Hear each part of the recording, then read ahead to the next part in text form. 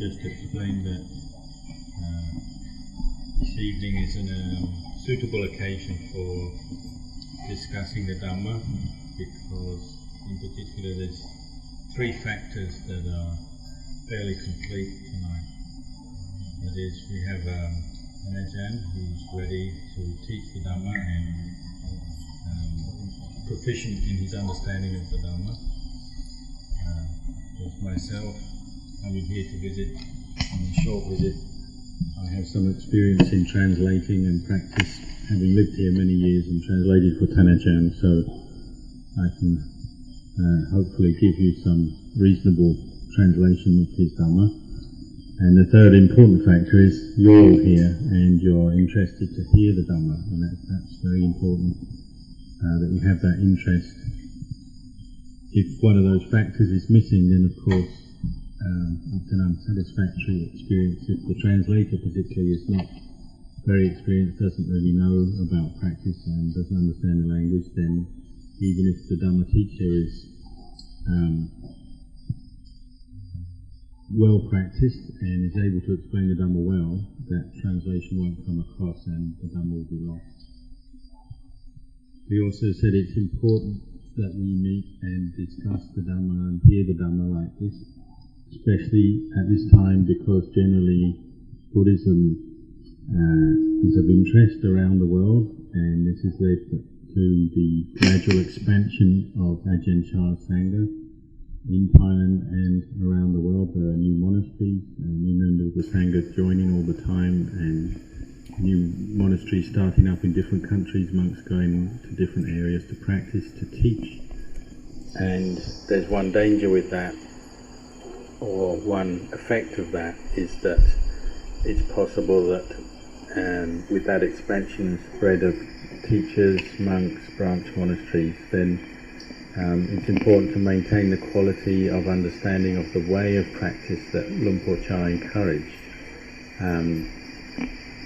By occasions like this, reminding the Sangha what the sort of important ways of practice that Luang Por Chah emphasised are, so that understanding can be carried on from generation to generation, from teacher to student, and as Buddhism spreads. Because there's one danger, of course, is that as it spreads, people can start to add their own ideas to the practice, or their own misunderstandings, or maybe they haven't practiced deeply enough in their own personal practice, but then start teaching, and then of course you get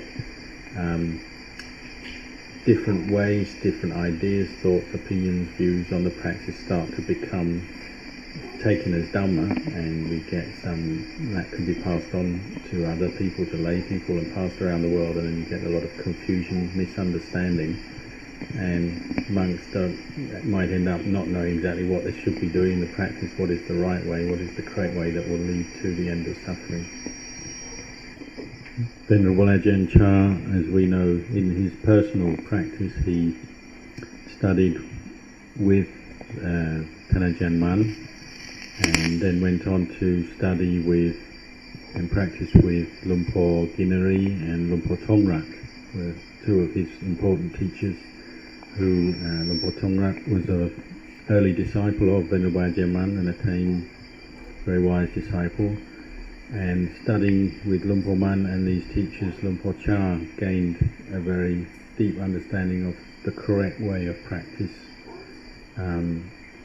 which he incorporated later on when he established Wat Pah Pong and became the teacher there and set up that monastery. This is the background to where he got his understanding and ways of practice from, and he carried them on in his teaching at Wat Pah Pong, and it's important for us to understand that. So we're practicing here as disciples of Ajahn Chah, and we have some confidence and conviction that he was a teacher who went all the way in his practice to the very highest level, to the cessation of suffering, and that what he was teaching was that way, that very way of practice that leads to the end of suffering. And us coming into the roads, practicing here, we all have that aspiration. And it's because our aspiration is we want to reach Nibbana, want to reach the cessation of suffering, that knowledge, that experience. And so this is very important, to have that goal clear in your mind, and then to understand and study what is the way that will lead to that goal. Once we have this conviction in both Ajahn Chah's own reaching of the ultimate goal of the practice, and our own aspiration to follow the path that leads to this ultimate goal, the end of suffering in the practice, then our practice will follow from that conviction, that faith, that confidence we have. And Ajahn Chah taught very directly what is the way to the end of suffering. All his teachings that he encouraged, the way of practice he encouraged, was very directly supporting that goal. And that practice, that way of practice, must begin with sila, morality, as its foundation.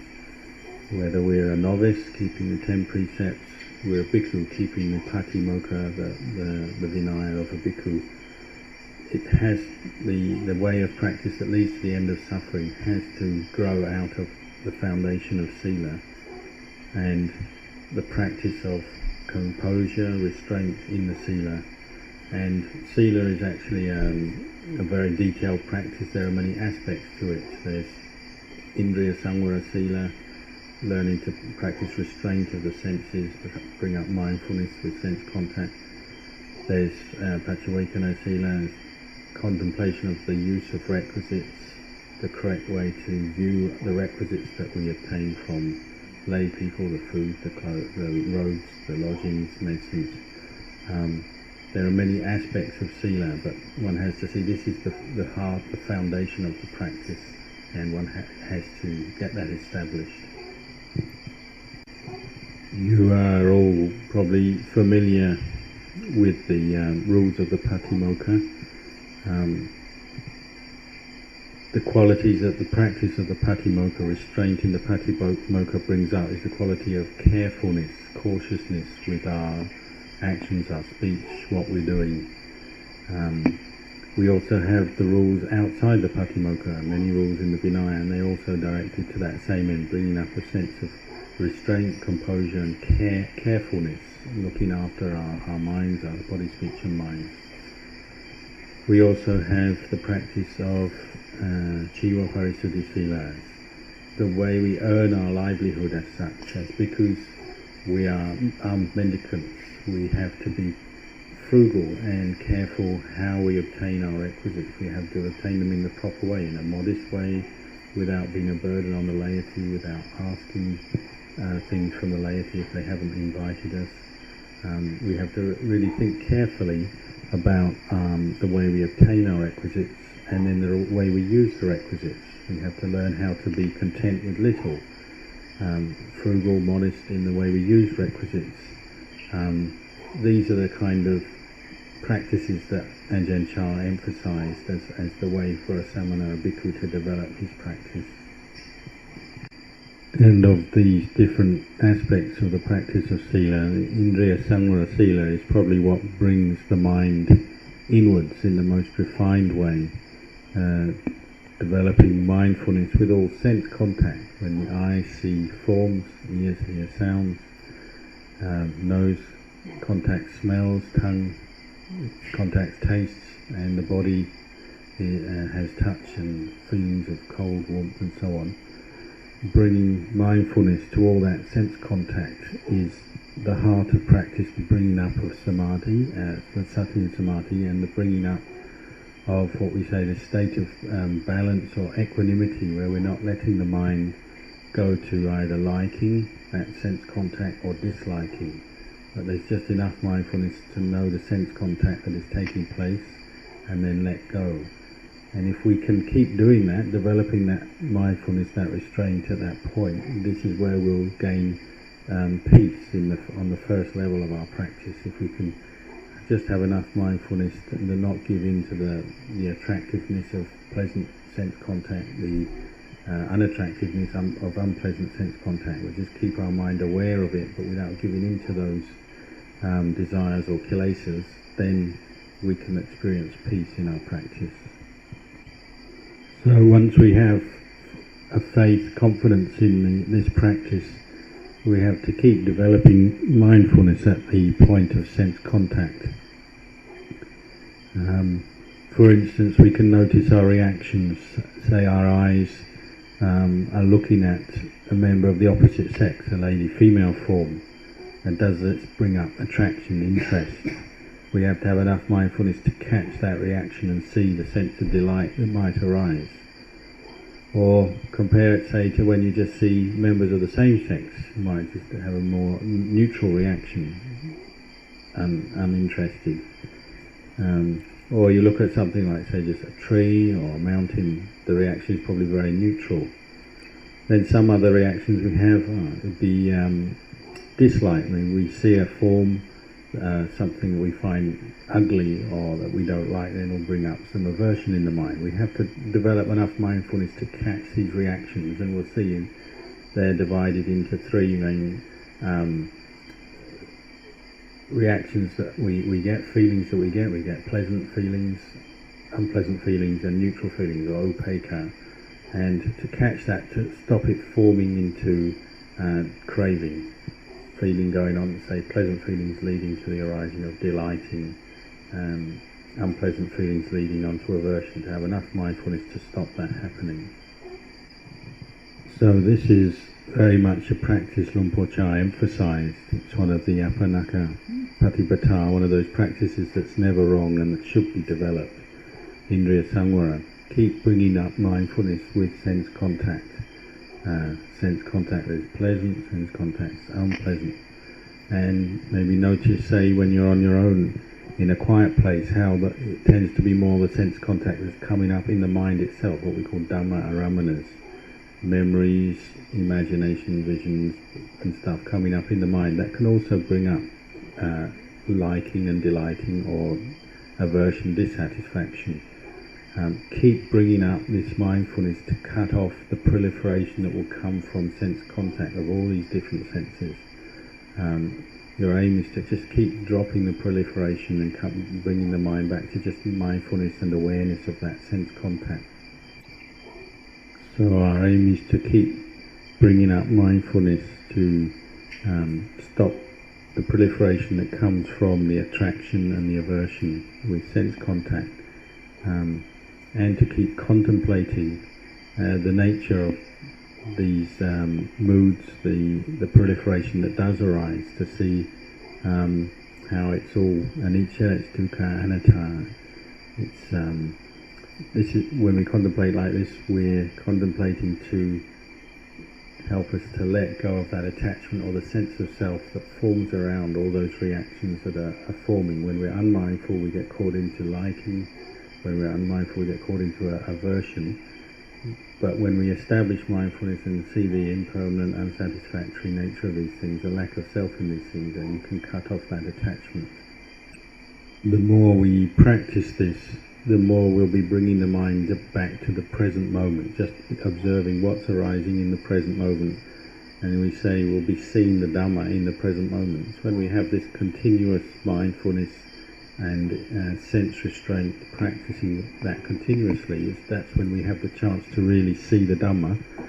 It's when we really see the Dhamma that our own sense of confidence in the practice, in our own practice, will grow. Our sense of doubts, uncertainty about the practice will start to fade away. And the more we can keep developing this practice, the stronger, the firmer we'll feel we are in the practice, the stronger our commitment to the practice, and generally the better things will go, the more results, the more success we'll have from the practice. As we contemplate like this, practice like this, we'll gradually gain more confidence, more faith in our own ability to practice, because we'll start to see how the mind is calming down, becoming more peaceful through the practice of sense restraint and having mindfulness continuously like this. We'll both be able to see sometimes after the event how when the mind does get caught into proliferation, it's stirred by sense contact, gets caught into proliferation as either delighting in or averse to the contact. But we'll see through constant practice, returning to mindfulness, returning to contemplation, we'll see how that proliferation and the moods generated are impermanent, they don't last. And the more we keep practicing, we might see that impermanence and the unsatisfactoriness, the lack of self in these moods that are arising as they arise, not just after the event.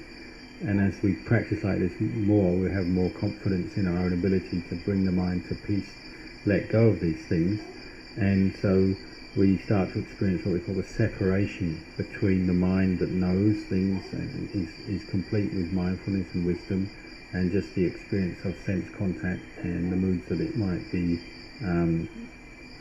conditioning to arise in the mind. There'll be a sense of separation between them, which will give us a sense of peace and confidence in our own practice. As you practice, you also come to understand how the practice of samadhi, the firmness of mind, grows out of this practice of sila, the four parisuddhi silas of purity of sila, and particularly indriya samvara.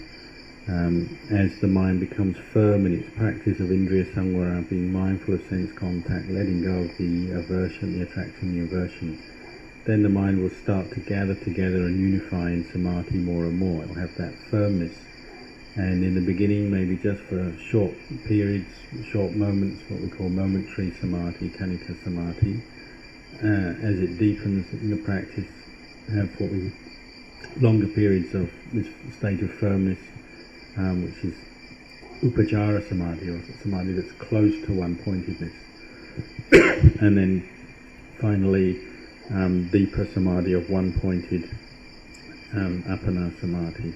But we'll see how it grows or matures out of the practice of indriya samvara and the other parisuddhi sila.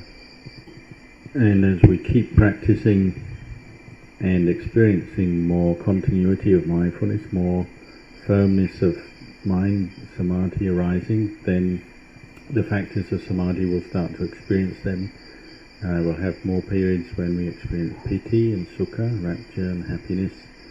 And again, we'll see how these factors of samadhi, the piti and the sukha, arise out of the practice of basic sense restraint of actions, speech, mind, on the most basic level, and gradually growing into a much more refined practice where the mind gathers together, and the experience of piti and sukha might not just be momentary, but it stays with one for quite long periods, maybe up to a whole hour. One has the experience of the mind letting go of things and just gathering together, unifying in samadhi, maybe for a whole hour. There's just very strong piti and sukha. This arising of piti and sukha, or joy and happiness, is a very important aspect of the practice and the maturity and the growth of the practice, because it's what nourishes the mind. When we do have these periods where there's piti and sukha arising, then that will dispel doubts, depression, negativity we have, and any kind of tendency to want to give up the practice. That will fade at that time. We'll have a lot of interest and energy for the practice, so it's obviously very beneficial for us, and to keep up our wholesome efforts to develop mindfulness, because it's out of this continuous practice of mindfulness and restraint that we will gradually experience more piti and sukha. Something else, can't remember. It's this sense of piti and sukha gives one a sense of satisfaction and fullness of mind, and it can only grow out of this continuous practice of mindfulness. So Venerable Ajahn Chah emphasized over and over again we have to practice mindfulness in all postures, sitting, walking, standing, lying down. And he gave teachings such as whether you're walking forwards, you have sati; whether you're walking backwards, you have sati; whether you're standing still, you have sati. It's that emphasis on the development of continuous awareness in all postures, and the directing of sati to the four foundations of mindfulness, to the posture, the body, to the feelings, to the mind, to the dhammas. The more continuity we have in that arising of sati, the more this sense of fullness, completeness of mind arises, and gives us more confidence in the practice. We have less doubts, less uncertainty, so our practice tends to go better. We have more energy for it. Luang Por Chah emphasized over and over again the simple teaching of eat little, speak little, sleep little, practice mindfulness a lot. So this is the way, if we want to develop mindfulness, develop samadhi, we have to follow the instructions. So we have to be careful how much we're speaking, not to let our mind go out so much with a lot of conversation. Eating is just the same. We have to learn how to eat mindfully and gathering the mind inwards as we eat, not letting it stray off all over the place as we're eating. So this is why we eat in the bowl, and generally to find the right level of food for us for good practice, we generally reduce it a little bit. So they say eat little, just so we're not looking to just gather more and more food and let our mind proliferate like that, but we try to eat just enough to keep the body going for a day and a night. And you see, if you eat just in the bowl, already your mind is gathered, centered on that, focused on that. If you start putting food, say, in your bowl lid at the side, and you start having little trays of food and cups of food and things, then obviously your mind starts going out further, doesn't it? The more it goes like that, the less mindfulness we have, the more proliferation we have. So these basic practices are helping us to gather our energy, draw our mind's attention inwards, develop mindfulness, whether it's speaking little, eating in a restrained way. These are very basic but very fundamental practices for our training. So these are the, you might say, the moods of good practice, or the qualities of good practice: eating little, sleeping little, talking little, and the apanaka patipatas, and indriya samvara, mindfulness of all sense contact, learning moderation in what we consume, particularly in food, learning the right amount of food, the mindful way to eat food, learning the right amount of sleep, not sleeping so little that we're stressing ourselves to the point the mind is just agitated and restless, not indulging in sleep so much that we just become lethargic, lazy, and the mind is indulging that way. We have to find the right amount or moderate amount of sleep. Again, this is a practice in itself. One has to study oneself and the effects of sleep and what on the body and the mind. Say probably the most energetic practitioner might just sleep 4 hours a day. If we find that too strict guideline, then maybe increase it a bit. But observe how if we eat a lot and unrestrained with food, then we tend to also sleep a lot. They go together, especially you eat a big meal, then you'll go back, you want to just sleep when you get to your kuti. So observe that relationship, and so try to be restrained in food and sleep, more mindful of that. Because the danger is we're always looking for things to get intoxicated with, indulging, whether it's food, sleep, conversation. So these basic practices, we could say the practices that are never wrong, or the practices that are always right. These are the basic practices we should be looking to train ourselves. This is the way Ajahn Chah, you train yourself to develop mindfulness, develop samadhi, and gradually get a deeper understanding of the Dhamma. So the more experienced we become in the practice, we'll become familiar with this way of training, way of practice, and see how each aspect of the practice, sila, samadhi, panya, grows out of the other and is supported by the other, and each supports each other. They all support each other. They're all part of the practice. They're factors of the practice that are indispensable and support each other. So we put a lot of effort, particularly in the beginning, in training the apanaka patipata, in the sense restraint, moderation in consumption of food, dedication to wakefulness, and to developing mindfulness. We really put effort into that, and out of that will grow our samadhi, our firmness of mind, stillness of mind, peace of mind. Out of that samadhi, the more peace of mind we have, then the more clarity we have. We start to see the true nature of the conditioned world, see the true nature of this body in particular. We can develop wisdom and insight this way, using the calm states of mindfulness and samadhi that we're developing to back or support our investigation of the nature of the body, to see how this body is actually just made up of the 4 elements. These 4 elements are unsatisfactory, they're temporary, they come together and then break apart, so they're unsatisfactory for that reason.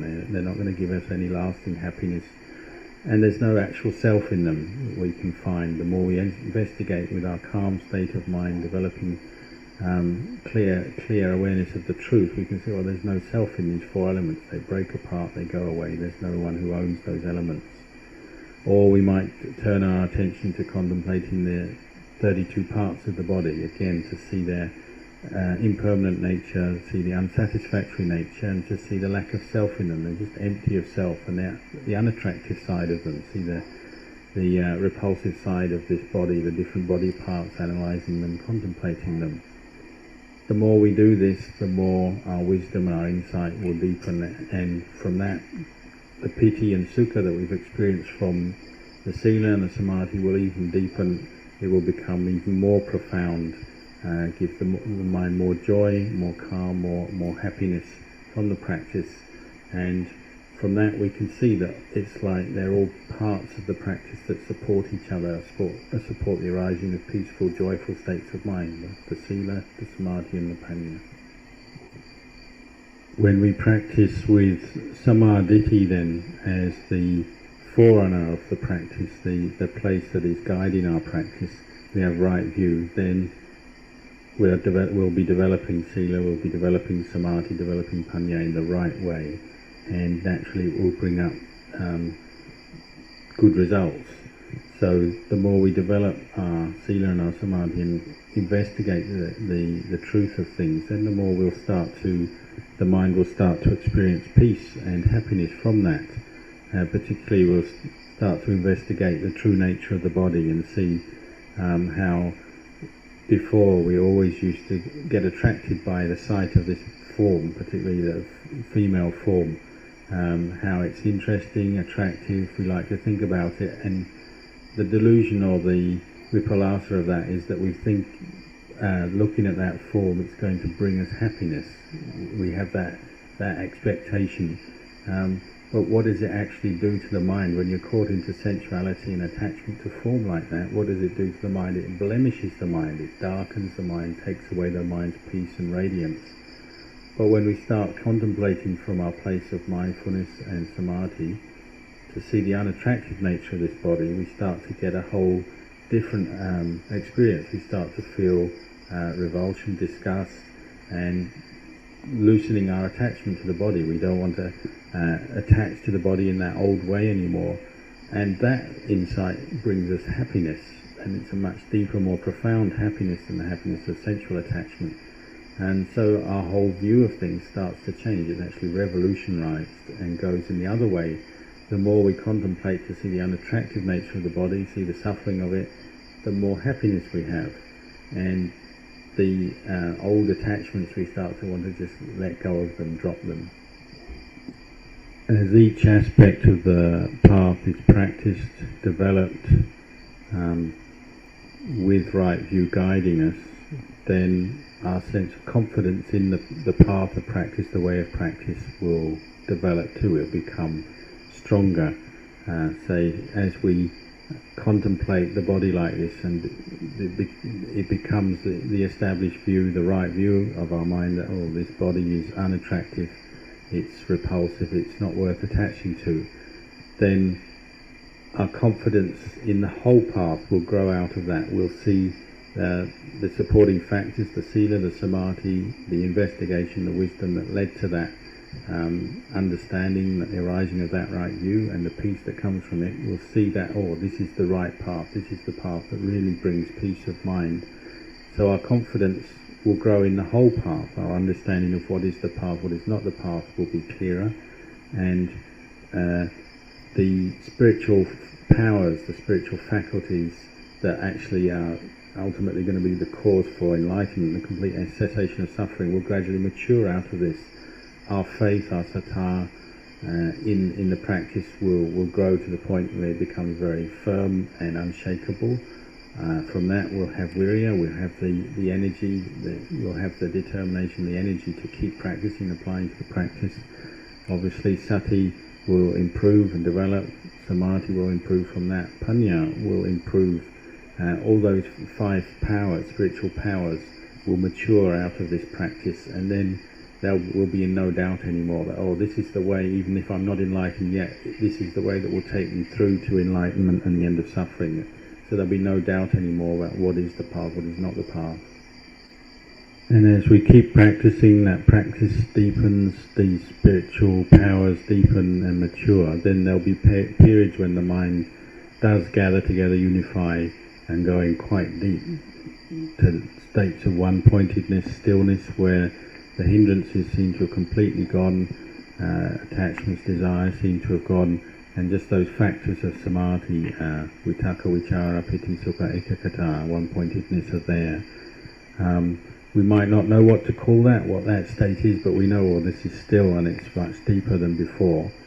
Then coming out of that state, the mind is energized, so clear, so bright. Then if we turn to contemplate the body again, contemplate the body, we cannot help but to see the different aspects of its anicca, dukkha, anatta, it's impermanent, unsatisfactory, and it's not self. The more we do that, or the deeper that contemplation goes, the more we sustain that contemplation coming out of such deep states, then we'll actually experience a sense of the jitta and the body, or the mind and the body separating, this sense of letting go of deeply ingrained attachments, clinging that we've had for so long. It will seem to drop away at that point, and the mind will be left with a sense of emptiness, spaciousness. Where that clinging used to be, that clinging is gone, so then actually there's an emptiness of clinging, or emptiness of self, and that comes about from this separation between mind and body that has come through the presence of samadhi and then deep insight into the true nature of things. When we have that, then we have a very good reference point. We can see what attachment is, we can see state of without attachment, what they are like, and we can see the difference. And so again, the mind is in no doubt about what the path is. Then it can see what the path is that leads to the letting go of such attachments, and it can see the value of it and the benefits of it, so that the doubts about practice disappear again. Practicing like this will lead to a natural development of the mind, of insight of the path factors, coming out of states of one-pointedness, contemplating to see the true nature of the body, seeing the lack of real self or any owner of this body, seeing the body as the 32 parts, the 4 elements, seen as something that's empty of self, clearly in the mind, then this insight will deepen. And if we keep repeating it, practicing samadhi, developing one-pointedness, coming out, contemplating the body, this insight and the clarity of what is the path, clarity of what is the state of attachment, and letting go of attachment, letting go of that sense of self, letting go of attachment to the body will become deeper and deeper and deeper. With that, any doubts or uncertainty about the path will gradually fade away, because one knows for sure this is something that we can let go of. We can let go of our attachment to this body. The awareness of the separation between the mind and the body will be very, very clear. Separation between mind and defilement, say, or attachment, will be very, very clear, and so there'll be no room for any doubt anymore. One won't have to ask anyone about the practice, what we have to do, where we have to go in the practice. We'll know for ourselves, oh, this is what it is, this is what it is, attachment, this is how we let go of attachment. That'll be so clear that that's the end of it. One doesn't have to ask anyone, one can just keep on practicing until one perfects that. Having said this, that practicing, developing, deepening our practice like this, we get to the point where we have no more doubts about what the Buddha taught, the Dhamma, the Sangha.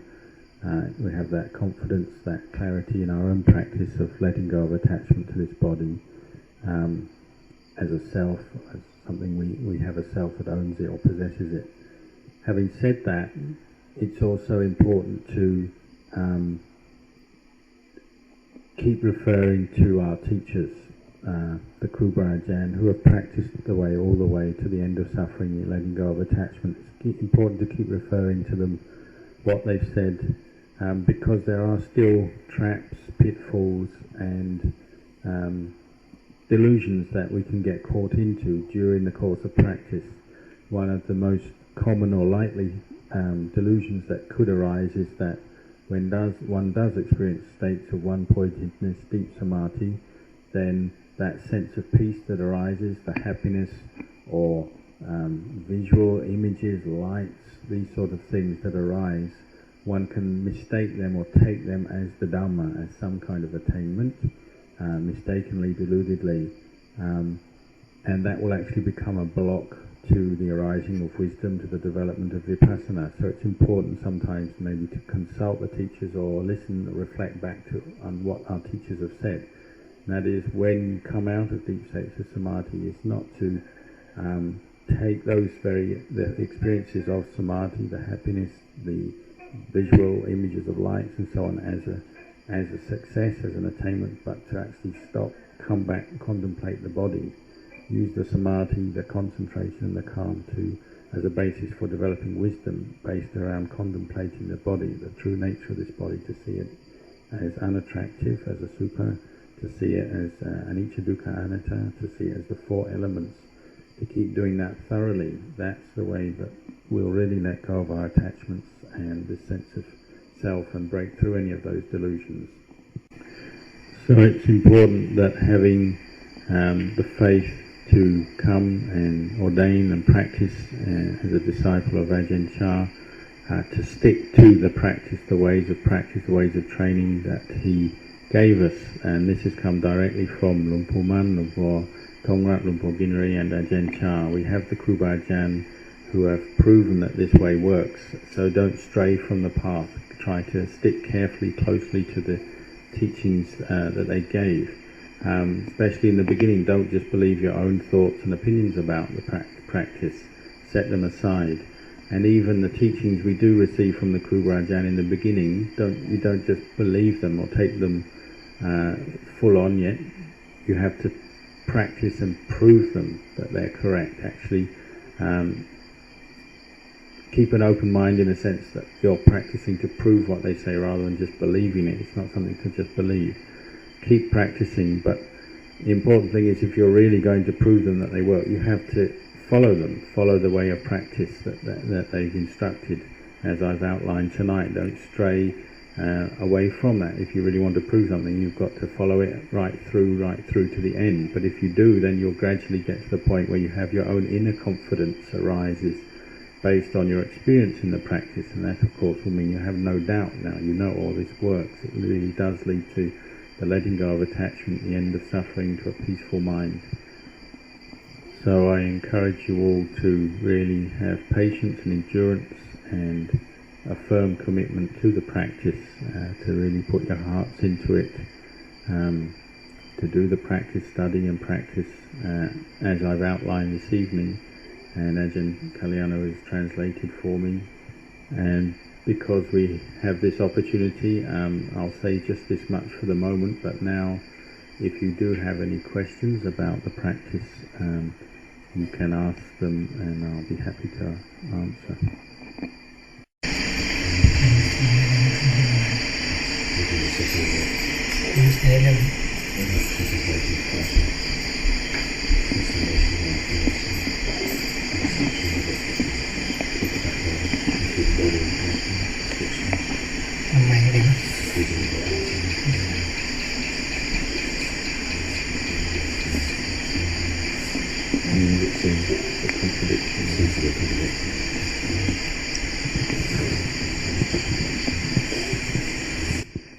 The important thing in the path of practice, the Buddhist path or the Arya Marga, Atankika Marga, Eightfold Path, it's the aspect of Samma Samadhi, or Samma means that Samadhi is together with Panya, wisdom, or Samadhi, and that is contemplation of the Four Noble Truths, what is suffering, the cause of suffering, kilesas, the end of suffering, and the path that leads to the end of suffering. That samadhi is, that understanding, that right view is incorporated into the practice of samadhi, and the practice of samadhi is for that end, for realizing the Four Noble Truths. If it's not, then you can't call it samma samadhi. So when you practice samadhi, obviously the mind goes deeper and deeper to different levels of one-pointedness. But whether it's samadhi or not is whether you're using that state of one-pointedness to develop wisdom and insight into the Four Noble Truths and for letting go of attachments which causes suffering. When you come out of samadhi, particularly the deeper states of samadhi, say apana samadhi, the deep states of one-pointedness, whatever the particular level of refinement, it doesn't matter. When one comes out, then that state of emptiness, spaciousness of mind, one has to take that as a foundation then for contemplation, and particularly directing sati to the four foundations of mindfulness, contemplating in the body, in feelings, in the mind itself, and dhammas, objects of mind, to see them all as just that much, the body as just the body, feelings as just feelings, mind as just mind, dhammas as just mind, as just dhammas, meaning to see the not self or the emptiness of self in these four areas. That's what you use samadhi for, if it's samma samadhi, to loosen one's attachments, one's delusions. If one doesn't do that, if one is practicing samadhi, getting deep in states of one-pointedness, and just one is experiencing the happiness of that samadhi but not going on to contemplate, then it's not yet samma samadhi. เข้าใจไหม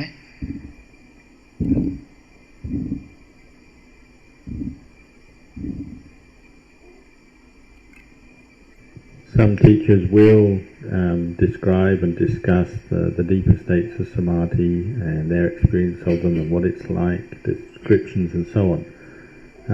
Venerable Ajahn Chah tended not to talk in too much detail about the descriptions of samadhi. He encouraged people to get out there and practice, do their practice and experience it for themselves, really know it for themselves. Use Buddha, use the breath, use your meditation object, really develop it, use it to develop mindfulness.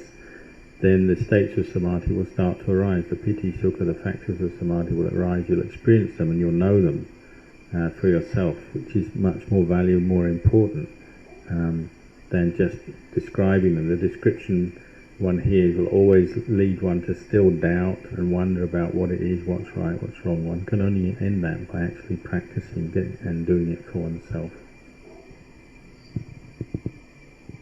เข้าใจไหม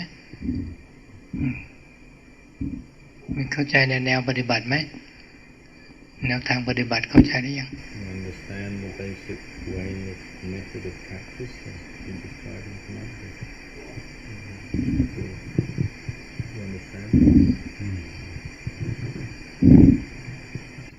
It's important to get a good grounding in the understanding of the ways of practice, so that one can be committed to it, one can be firm in one's understanding. Then wherever one goes, whether it's here or abroad, one's got something that one can use, a tool, a way of practice that one can use and keep developing wherever one is. I myself, when I was a young monk, yes, I used to doubt about just these same things, about the nature of samadhi, all these different things, and you go and listen to the Kruba Ajahn talk, and those doubts would pass away for a while. But unless you develop your own practice, put effort there, then gradually the doubts and the uncertainty will come back again, and you have to go and see the Kruba Ajahn again, and they talk, and your doubts will go away, but they're not truly settled yet until you actually develop your own efforts in the practice, and you get a more firmness and confidence in your practice through seeing your own results in your own practice, what happens to your mind as you follow these ways of training that I've been outlining tonight. Once you've trained for a while, you've practiced for a while, and you can see the results, then you have a confidence that it works, and then you just want to keep doing it. Any other questions? Novices, any questions? สมณเณรก่อนเดี๋ยว He says novices first before laymen. Don't talk about prevention of liberation, and that one has to be skilled in knowing when to look at things from the perspective of convention or not. And I was wondering how much implication how to do that. Probably in the beginning of practice we have to really study Samuttitattva, conventional reality, a lot first, to become familiar with that and to see its role. We get to know the names of things. We know that all forms of materiality, mentality, we give a name, a label to. We have names, we have our name, all the different labels we apply to ourselves. We have man, we have woman, we have mountain, we have tree, we have a duck, say, from generation to generation everyone's been calling those kind of birds ducks, and so they're a duck. Everyone calls a chicken, so generation to generation it's been a chicken, right up to the present where we are right now. But this is all conventional reality. It's out of conventional reality that liberation or vimutti arises, by basically contemplating to see that, oh, it is just conventional reality, all these names and labels we put on things. Actually, those things, there's nothing there that's a duck or a chicken, a person, me, you, all of that is just a label, a superficial label that we put onto according to the appearance of things, but really the true nature of all those things is nothing. None of those things know that label, or that label has no real meaning deep down when one considers ultimate reality, and this is where liberation starts to come, by contemplating like that. But at the same time, you do have to understand the right time and place and how to use conventional reality. Obviously, you have a cup. If you have a cup, you pick it up or you tell someone, I want my spittoon, and you're referring to the cup, then of course people won't understand what you're talking about. So you have to know how to use conventional reality wisely, properly, to live in the world. So that is a skill one has to use. But at the same time, one contemplates, well, a cup doesn't know whether it's a cup or a spittoon. It's just the four elements come together. So these two levels, they go together, these two levels of conventional reality and ultimate reality and liberation, they're together, and one arises out of the other, but one has to know how to use them in the right time, the right place. Okay. The knowing that Adam is speaking about, before there's a complete separation, what is it attach it, looking at each emotions as they arise? What does it stay as the knowing?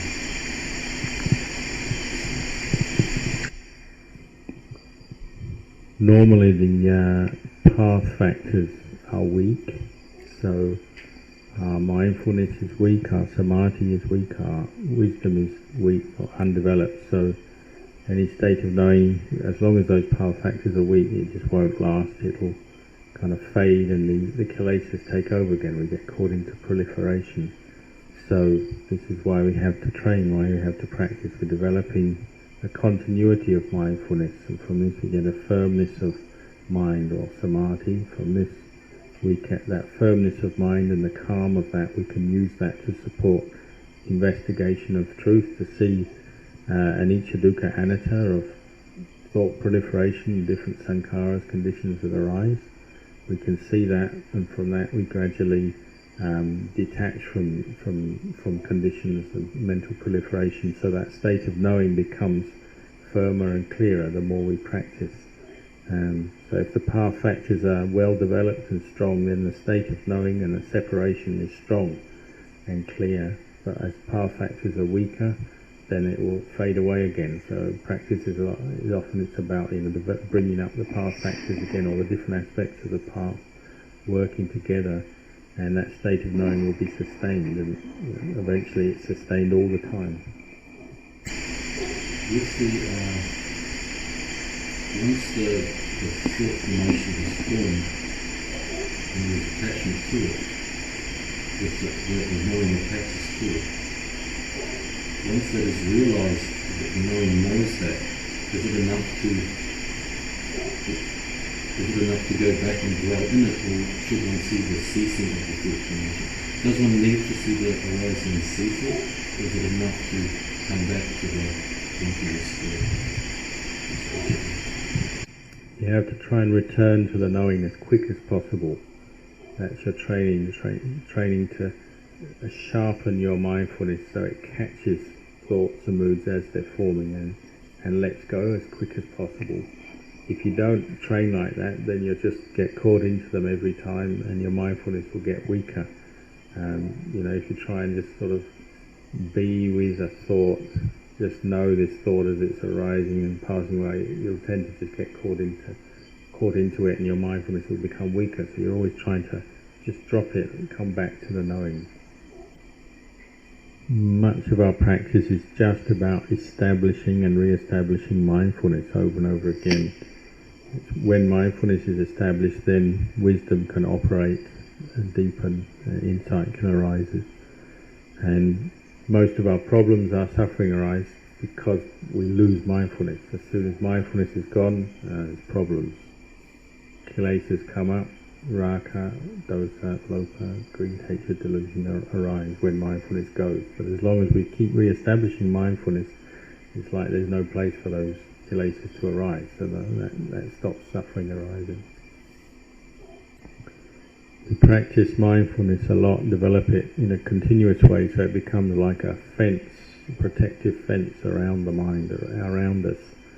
As long as sati is maintained, then that fence is maintained, and panya is like something inside the fence. It can operate safely because the fence is maintained, protecting the mind. Then panya, wisdom, can see the true nature of things very well. ถามอะไรอีกเป็นโยมโอกาสดีแล้วมีผู้แปลชำนาญเดี๋ยวถามกันแปลกันไม่ออกเลยนะอยู่เมืองนอกนานความเห็นเมืองนอกเยอะเลย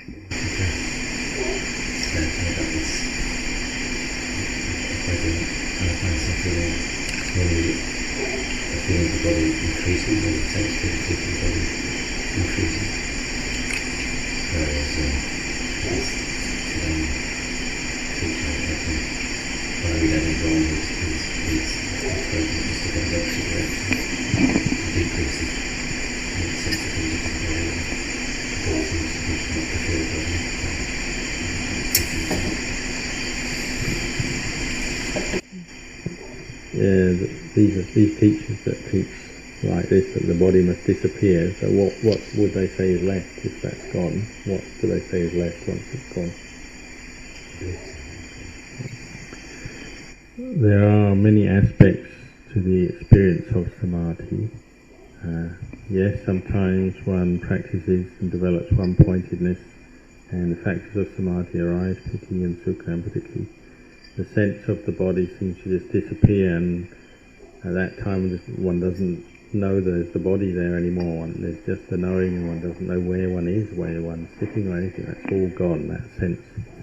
And when one withdraws out of that state, it's a gradual becoming aware again. I'm sitting here in this spot with my body like this, my legs like this. And that experience gradually comes back again. But the important thing is to know that samadhi like that, there's still kilesas in the mind. All it's doing is suppressing them temporarily. The kilesas are all there, and so you have to come out of that samadhi and contemplate. Use the calm, the firmness of mind to contemplate. And what do you contemplate? You have to contemplate the body. See the body as anicca, dukkha, anatta.